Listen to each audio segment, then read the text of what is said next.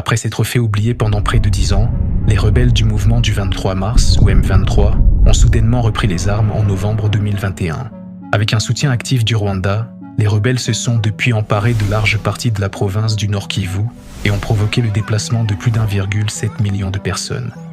Le M23 est devenu un défi majeur pour le pouvoir congolais et le centre de graves tensions régionales. Dans leur nouveau rapport, le groupe d'études sur le Congo et Bouteli explorent les racines de cette crise et soutiennent que son impulsion principale est extérieure à la RDC. Il existe certes des racines locales à cette crise, mais la résurgence du M23 s'explique surtout parce qu'il a été un moyen pour le Rwanda de projeter son influence en RDC.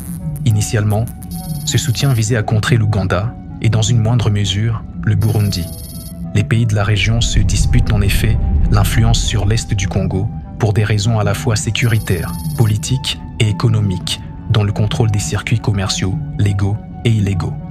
Malgré que Kigali et Kampala ont renoué leurs relations au début de 2022, l'implication du Rwanda s'est poursuivie et a permis au M23 de prendre une ampleur considérable. La réaction du gouvernement congolais a exacerbé cette crise.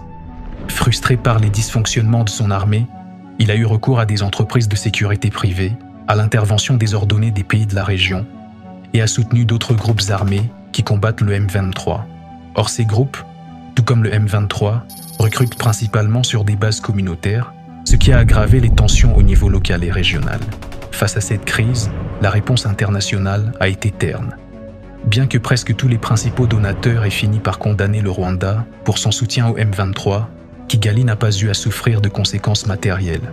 Pour mettre fin à la crise du M23, des pressions et un engagement beaucoup plus important sont nécessaires sur Kigali. L'intégralité du rapport est à retrouver sur ebouteli.org.